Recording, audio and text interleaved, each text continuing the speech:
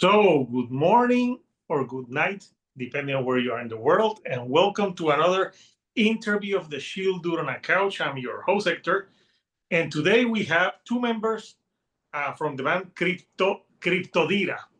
Yeah. It's kind of a mouthful, but I'm saying it like in Spanish. So the band is putting out a new EP on June.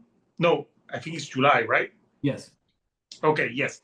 On July the 21st or 25th. God damn it, I wrote it here. And it's called Genesis of Error. Yes. And I have two members from the band. First of all, tell us your name and thank you for being here with me today. Of course, yeah. My name's Scott. I do guitar and vocals in the band. My name is Matthew. I play drums. Okay, Scott and Matthew. Great. So yeah, I listened to, first of all, when I got the promo, it said like for fans of Between the Buried and Me, and I'm like, yeah. Just by saying that, I'm like, yeah, if it says for fans of Between the Buried and Me, I'm going to dig it because that's one of my favorite like progressive, like newer. They're old now, but to me they're still compared to other bands. So you guys are in, I think you're in upstate New York. Where are you guys located? Oh, not upstate, but we are New York. Yeah, we are from Long Island, which is that nice little jut out next to Manhattan. So we're still in the more, I guess, bustling area, but not quite metropolitan New York, just suburban Long Island. Okay, so you're near. And this is an EP. You have a few albums that you put out. I think you put out one like in 2020, if I'm correct. A great year to put out music. Especially for music, yeah. Yeah. The shows were incredible. The shows were so good, no one was there. Yeah, I know. Yeah. You had to be there, but nobody could be there, Nobody could be. Well, I remember back there when people were doing like the live streams where they're playing like to an empty crowd, and I was just, when I remember seeing them like that, it has to be so weird playing to an empty room. Yeah.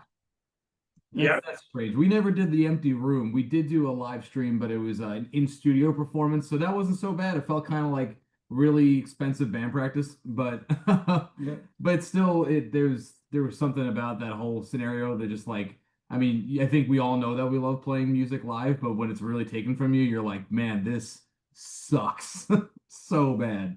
It's like anywhere from like 30 to 50% of your personality just like gone, and it's just like, oh, now I have to meet the rest of myself. Who's that person? Like, yeah, that's why I didn't start the channel that year. I started it more because like, what would the interviews have been? Like, I can talk about shows. Yeah. Oh Yeah. man. I didn't have I just started like more in 2022. It was good because I could talk about other stuff. So tell us a little bit about the history of the band, how you guys got together. Yeah, I mean, Matt and I have known each other since we were 6, Yeah. so we're 31 and Second grade. 32 now. Yeah. So it's just as far as like the personal relationships go, they've been going on forever. Our guitar player Mike, pretty similar amount of time. So 20 plus year friendships at this point, but started playing music together in middle school and varying versions of the same band through middle school and high school. And then in a lot of ways, while there are different names along the way, we're still the same band. So we're just playing together is kind of in our DNA. And then we took the band a lot more seriously into the 2010s, I guess. Yep, it was right around the time like we got out of high school, and at that point we were, there was already like kind of always like at least like a general understanding, like, hey, we're gonna tour and we're gonna like get as much out of this as we possibly can. So pretty much right out of high school, we started doing a bunch of DIY touring. Whenever like we all went to college for varying amounts of time, but like whenever we were on like spring breaks, summer breaks, winter breaks, whenever we could, we would like book shows and just like go around. Like, we're from New York, so it would usually be around like the Eastern Seaboard, met other bands, like, made the connections, cut our teeth, did everything that we could just to like show exactly that we're serious about it. Put out EPs and stuff around that time as well. But yeah, and then that got us pretty much up until our first record when what's it called? The label finally was like, yeah, all right. signed with Good Fight Records, or Good Fight Music, I guess they were called, in 2016, and 2017 our first album came out, our first proper record, I guess, came out. And it kind of feels like that's when the band really began, even though we'd already been doing a lot of like DIY stuff, like Matt said. Yeah, and for this new EP, you have a new bass player who Yeah. from I don't know if he still plays in Moontooth. Yes, he does.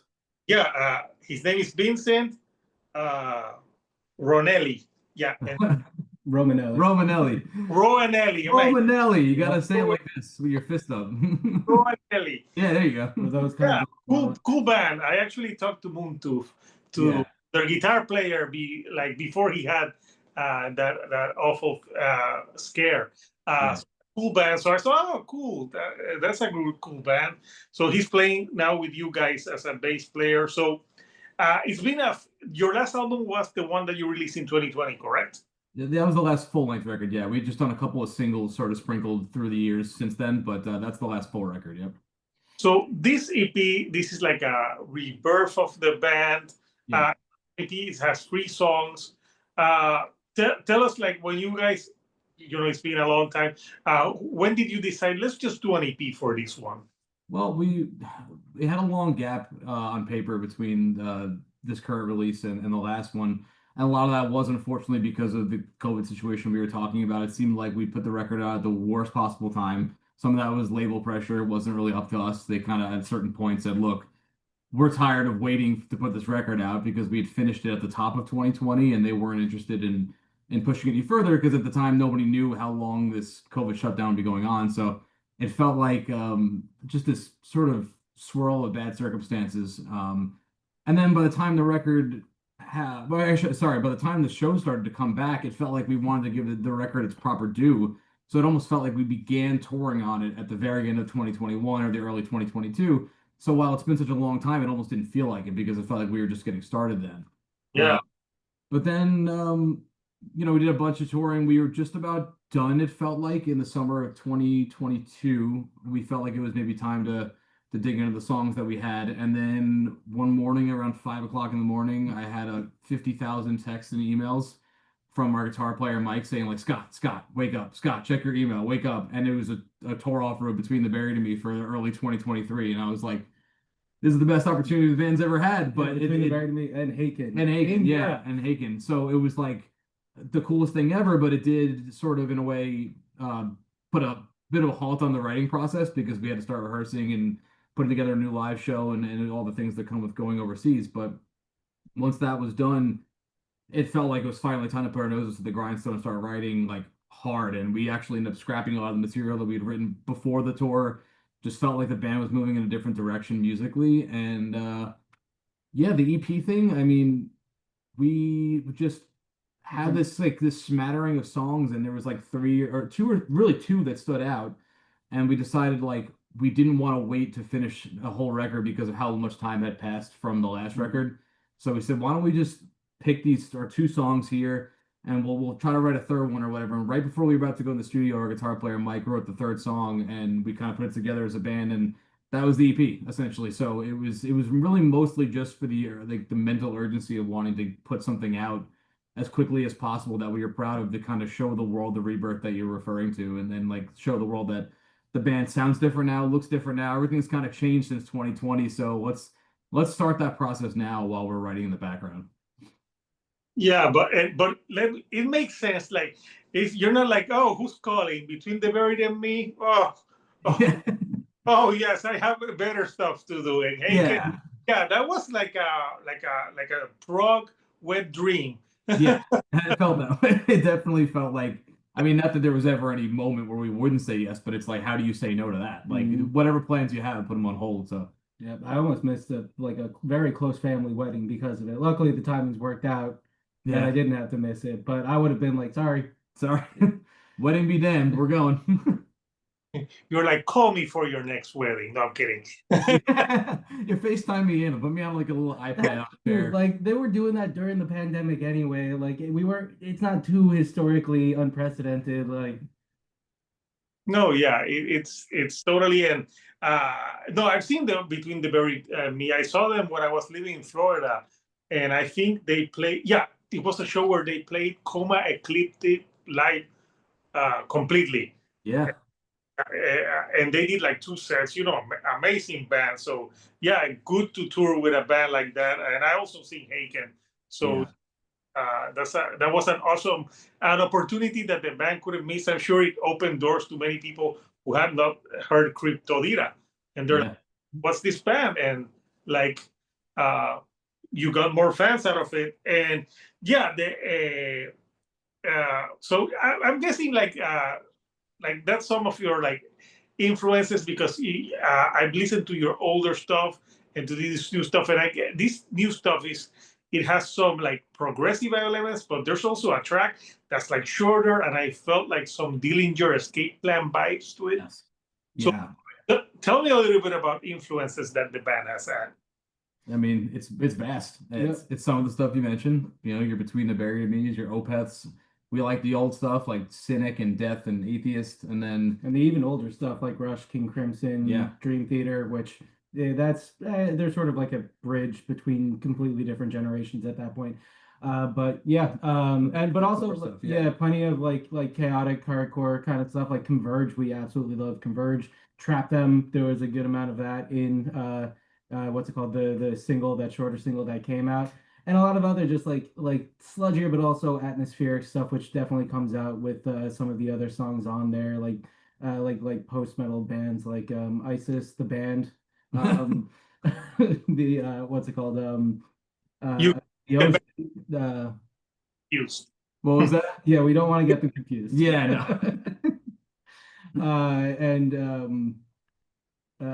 So it's this big sort of conglomeration of fast, slow, atmospheric, melodic, heavy, and it's kind of the nice thing about progressive music is like we're incredibly indecisive, and with this, like you don't have to decide. Like you want a jazz part at the beginning of the song, why not? And you want to still go into a metal part later. I mean, obviously there's some compositional responsibility in order to make it that it doesn't sound like complete garbage, but if you're able to put in the time and effort, you can do exactly that too.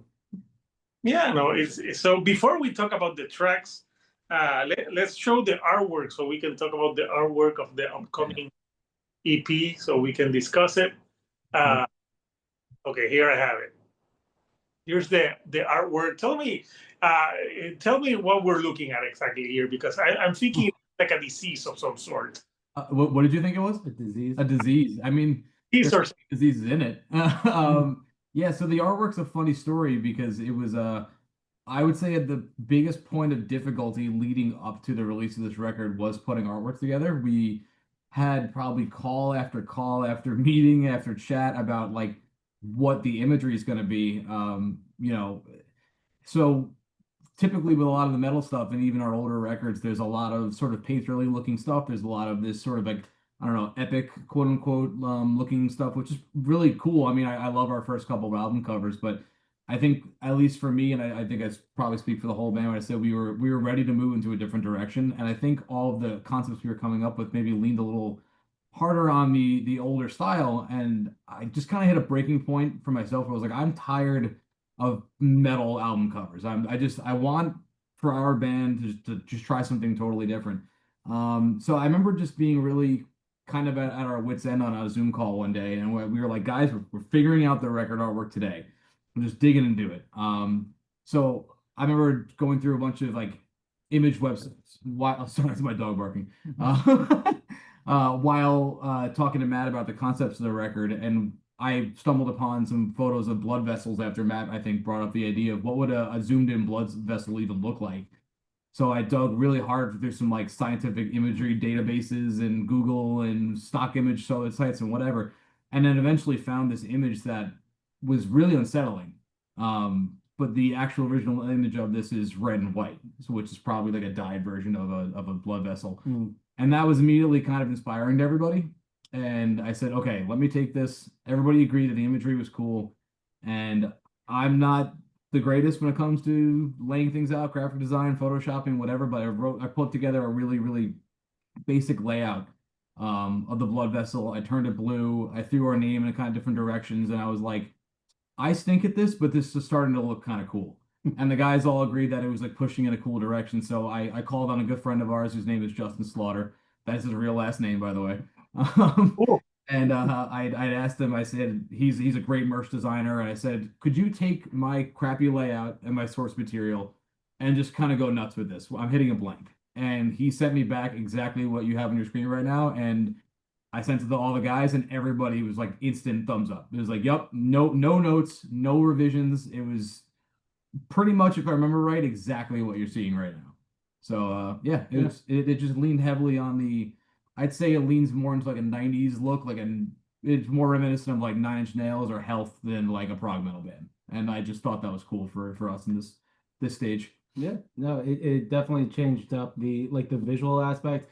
And like with the Blood Vessel too, throughout like the lyrics of the records, there's a lot of themes of like a contradiction or a dichotomy between cells and rivers, cells being used in sort of like a general sense, like a biological term, but also like a prison cell too, or like a cell being something where like you sort of have this self-sameness, this like enclosedness aspect to it, whereas a river is a flow. It's literally as non-identical as possible. It is constantly changing. And a blood vessel is a fun combination of those two. It's a river which transports cells in a certain way.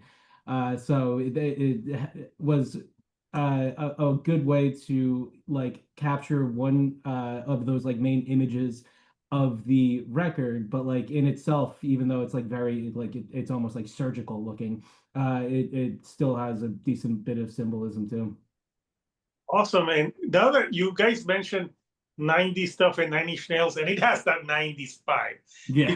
In 90s, I think people didn't like, there were some of my favorite album covers are like that. The Nine Inch Nails, Nirvana, I don't think people thought about now they put so much stuff sometimes in some of the album covers that I think the 90s were more like whatever. Yeah. Yeah. Yeah, I think you kind of hit it when you said like there's so much stuff.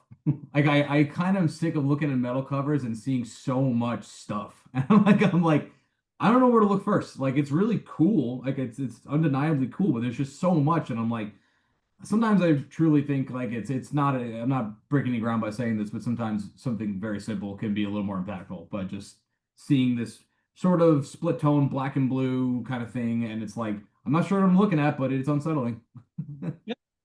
And some people who will tune into this interview, they'll be like, are they talking about science class or something? The blood vessels. But yeah, no, it's a pretty cool looking. And so the EP is called Genesis of Error. So we're going to do it's 3 tracks, or we're going to do a track by track. So the first track, No Monuments, this is what I wrote about this track. This track is like 5 minutes, and there's so many changes in 5 minutes. I had to, when I was listening to it, I had to look. I'm like, is this the same track? I'm like, yeah, it's the track. And you put so many changes in a song that's really not that long. So I was like, yeah, this is really impressive. All of a sudden, it goes hard, then it pulls back. So tell me a little bit about that track.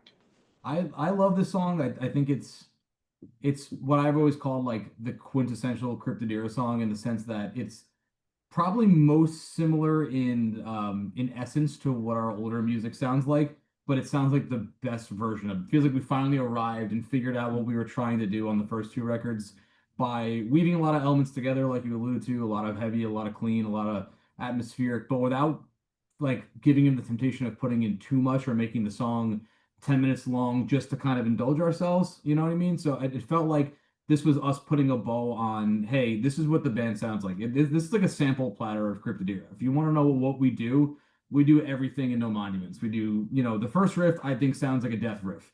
I think like the second thing with like the Latin groove sounds like Cynic or something. Like, and then it goes into like an Opeth riff. So there's just all these like sort of things, including the atmospheric break in the middle, that like it feels like if you want like to just know like give me a track, what does that band do? Just that's probably the one. That's where I'd start. Whereas some of the other tracks might lean heavier on clean or heavier on fast. This one feels like a nice balance of all that stuff. So I think it's like the quintessential what we do track. Yeah, I thought it was a great track to start the EP, and it really grabbed my attention. I had to check. I'm like, am I listening to the same track? Oh yeah, it's the same track. And That you follow that one by the one that's the single right now, the same river twice, and that's like a less than 2 minute song. So that's the one that I said like a Dillinger Escape Plan, like in your face. Still, obviously, this one people can listen to this one because it's already out there, a music video and everything, so people can check out this song. So talk to me about this track. So actually, that originally was also a 5 minute song that was trying to do kind of similar to what the first song was doing. Like it actually started off with like a clean thing, then like a sludge part, and then basically like the part that starts it off like that very chaotic hardcore convergy, the like the D beat sort of feel. That was just really like a middle part of the song in a larger context. And then when we went to the studios with it, we worked with the producers we worked with did a lot of really good work with us, but like we're very like making sure to give their input in ways that were very helpful. Basically, and we came to this understanding ourselves too. Because it was trying to do so much as well, it occurred to us that it probably would have been it will be a good idea to just shave it down a bit, like to just focus on one of the themes that's happening with it, and the theme that won ultimately was that middle part, the ass beater, or are we allowed to swear? Oh, we just Are did. we? Yeah, sure. Yeah, the middle part, which again is an ass beater, and just be like, what if we just write a song under 2 minutes and have this be like the thematic driver of it. And what's it called? We tried it out, and it ended up being like one. That's my favorite song to play now. It helps that it's so short too, It was yeah. a challenge. It It was yeah. it was like it felt like we had finally had producers that weren't afraid of what we might say, you know, and they were blunt with us. They were like, the song is pretty good. It's not amazing, the original song. Like it's got good parts, but and they gave us a couple options. Like, what if we, you know, work with the original song and we do our best to like maybe fix up some things, massage some things we don't love.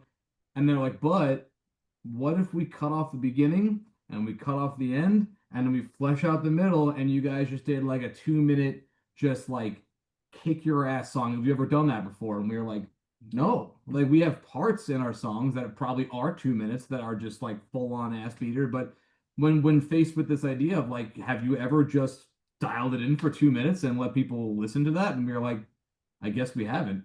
And I think it took us a minute to wrap our heads around. I definitely remember being at the studio and just kind of like my head in my hands, like, I don't know, I thought we were gonna come in, just record our 3 songs and go home. And like now we're faced with this idea of like rewriting one because it wasn't like that song just existed in its current form in the middle. Oh yeah, like the You end know, part had to be entirely written. There was like yeah. there was possibilities for a couple different ways it could have went too. So like there was all of a sudden this daunting, like what's been nice is or what's bad about or nice about having so much time to write songs between our last releases, you know, being able to like really take time to chew on things.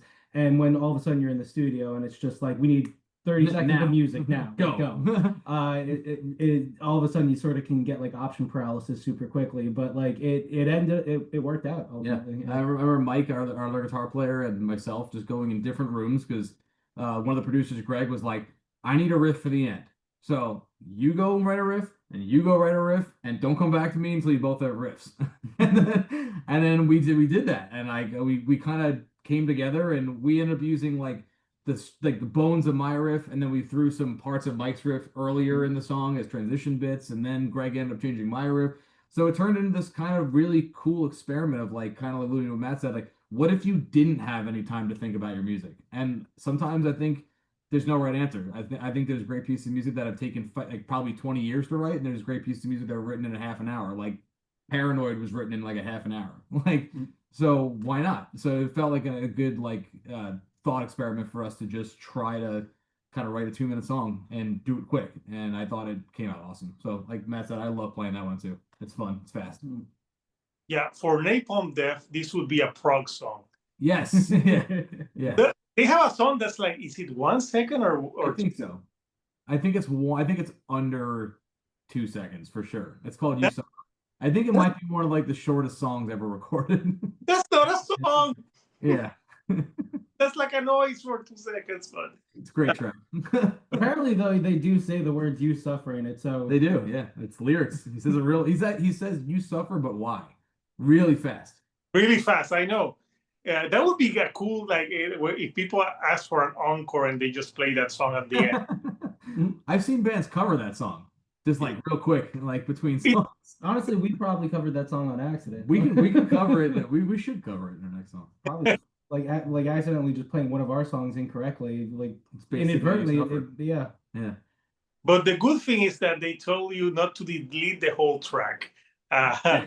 like just parts of it. So after that track, you have the third track, Genesis of Error, which is the longest track on the record at like 9.5 minutes, and that one has like different changes to it.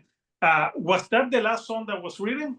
Yes. Mhm. Yep. With very little time. I think it was like 2, 3 weeks before we left, something like that. Maybe a month. Really that quickly. Yeah, it was pretty, maybe a month at most. It was not a lot of time. I remember Mike had wrote a long version and a short version, and the long version won, which I didn't think would happen necessarily, because I think our inclination at times is to not, despite the lengths of some of our older tracks, is to not overdo things, but it just was so much better.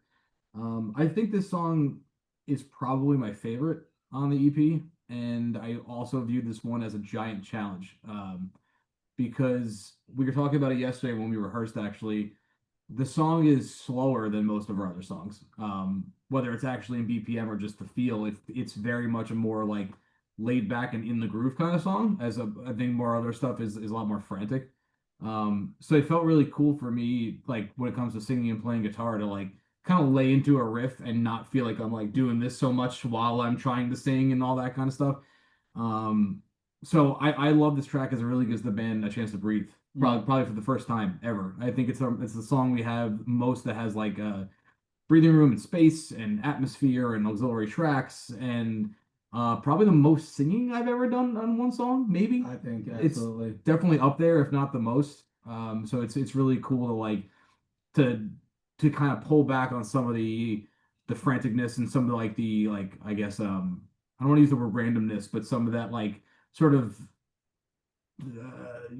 just entropic sort of vibe that we have in our songs, and be able to focus on a theme and be like, this is the main melodic theme, and we're going to build upon it throughout the song, as opposed to throwing in all these different directions. It's funny because the song right before is under 2 minutes, and this song is probably actually one of the longest songs we've written generally. We have other like very long, like 8, 9 minute songs, but this one's up there with them.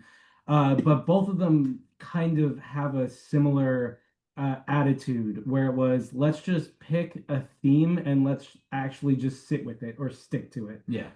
There's not too much sitting ultimately with Same River Twice, but like ultimately like we committed to the bit with both of them. Yeah, it was this song we're gonna riff and we're gonna sit back and we're gonna vibe, and this song we are going to just blast past you as fast as possible. And I honestly agree that they feel like two equal experiments for us. That's what I really love about the EP, like, and why I say No Monuments is the quintessential Cryptodira song, because that one feels like my comfortable wheelhouse. Second song feels like new territory. Third song feels like new territory. So it's really refreshing, honestly, to play those songs. Yeah, no, and all cool. And the album, the EP as a whole, I think it clocks in like at 20 minutes. Yeah, just under, I think. Yeah. So yeah, it's a it's a cool, it's cool sounding. And the last track, I like it that it's not like super fast. You say like playing all the way super fast, but you get the crab hand, like Yeah. if you play super fast the whole time. So yeah, I enjoyed all the tracks, and I think all the tracks bring something different, which I thought was interesting. Like you have like different style, but still sounding like Cryptodira, but like different elements to it. So yeah, the EP is going to be out on July the 25th. If I think I put 25th here, if I'm not mistaken. So like, are you guys going to be like playing some shows before it's out, or what are the plans? Yes, we are out on. Oh, you're testing my memory now. I'm gonna cheat. Oh, I think it's the 10th through the 13th. Yes, we'll be doing like a little regional sort of northeast run through like Connecticut, upstate New York, Massachusetts, and Maine. And then we're taking a break for a week, and then we're doing a little weekend with our friends in a band called East of the Wall in New Jersey, and that's kind of culminating in a release show on the 26th, the day after the album comes out, at home on Long Island. So that'll be a big party full of just amazing friends and fans and bands and all the whole nine. We are then booking out for the fall right now. Nothing announced, but certainly things in the works. So we will be busy for sure. And so this is all in July. So I also read that there's going to be a limited copy of the EP, I think on vinyl. Tell us a little bit like where can I'll put the link for people that can pre-order. But how many? I think I read, but I didn't write down how many copies. It's 250 only. It's a very limited pressing. It's 125 of one variant and 125 of the other variant. Both absolutely gorgeous. We have them in hand already too, so no big long wait times. But just gorgeous packaging that was designed by our buddy Justin, who did the album cover. He also did the jacket on the outside, and he did the inner sleeve, which is full of really cool like behind the scenes photos that were all taken by Mike, our guitar player, on a Polaroid camera. And the discs themselves are just gorgeous splatter variants. I mean, I could wax poetic about it forever. I love getting our records in hand for the first time. So yeah, it's a very limited pressing. The point of this EP was to just give it to people, let it be gone, and then and just move directly into doing a record. We don't plan on having a long gap. We have a lot of the record already written, so this is the kind of thing I would say if you can get your hands on it now, I would get your hands on it now because it's possible it could be repressed, but it's also possible that we could just let this one be immortalized to the original 250 and never go further. But yeah, it's available right now through Silent Pendulum Records, along with a couple awesome t-shirt designs that our buddy Justin did for us as well. So cool t-shirts, cool hats, and vinyl that is just to die for.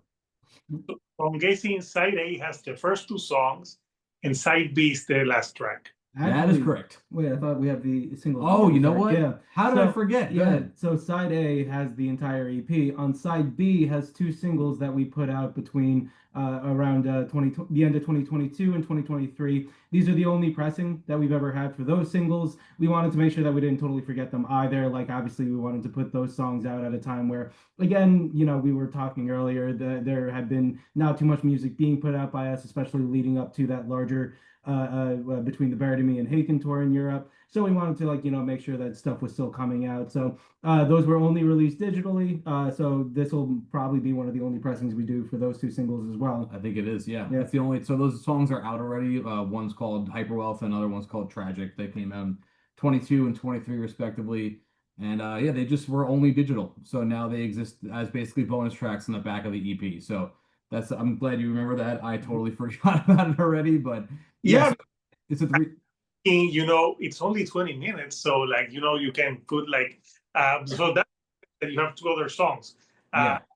It's called Saving Money and Putting Stuff there. So yeah, that's a good. Give people what they want. Yeah, the big thing is too is like Mike and I were talking about how neither one of us listen to 7-inch vinyl very much because like when we do put a record on, you want to put a record on and be able to go sit down or go clean your house or whatever, and you don't have to keep flipping it after like 2 minutes. You know what I mean? So yeah, we don't want to do pretty this. Yeah, so this is a full 12-inch record for the EP. So but like you said, we had the space. So when Mike was like, "Why don't we put the two singles on the backside of it? We have a 12-inch vinyl, so you're not just getting 17 minutes of music, you are getting the additional two songs as well." So it's a nice, pretty packed record despite the EP only being 17 minutes. Yeah, that's a cool way to market it, and people will be like, yeah, there's two more songs to get it physically. So yeah, so it's awesome that you guys are going to be touring July, and you have and you mentioned that you're already thinking of newer music. So are you going to start doing that this year or more for next year? You definitely won't see it come out this year, but we are very deep in writing it. I mean, we actually had to take a break from it to kind of focus on the EP release stuff a little bit, but we are pretty in the weeds with writing the record. I'd say next year is realistic if we haul ass, I'd say it's definitely realistic. But this year's for Genesis Severa. We're gonna focus on the EP for the next 6 months at least, and then see where it goes. But we are no plans of letting this be a big break. This was definitely not going to be something that takes 4 or 5 years or whatever to put out again. So that means next year I'll have you again on the couch. That sounds great. We might be on the couch ourselves next time. We're on chairs right yeah, now. we're on chairs. I'm kind of jealous. Like we're chill dudes in chairs, which does I not. don't know if that actually ruins or like is there something contractual like we're not allowed on the show now? Yeah. We said that people need to be on a couch. No. So yeah, awesome. So couchers, if you like the bands that we're discussing, listen to Cryptodira. They already have some older music out, but check out their music video for the same River Twice, and the album's gonna be out. The EP album, something, whatever. The music is going to be out July the 25th, and if you're in the some where they're playing in July, follow them on the socials so you know where they're playing, and I'll post the link for the 250 like limited copy. If there's not gonna be a 251, man. It's you need to put it in that's a good number, 250. Yeah, well, it's hot, man. It's only gonna be hot for so long. Yeah. So before I let you guys go, anything you like to say to the fans before we go? Thanks for your patience. I know it feels like it's been a long time, but we're back. We're not stopping. Thanks for kicking ass, and see you on tour. Yeah. Awesome. So until next time, couchers, this is Hector, the shield dude on a couch, and I'll see you all right here on the couch. Thank you and goodbye.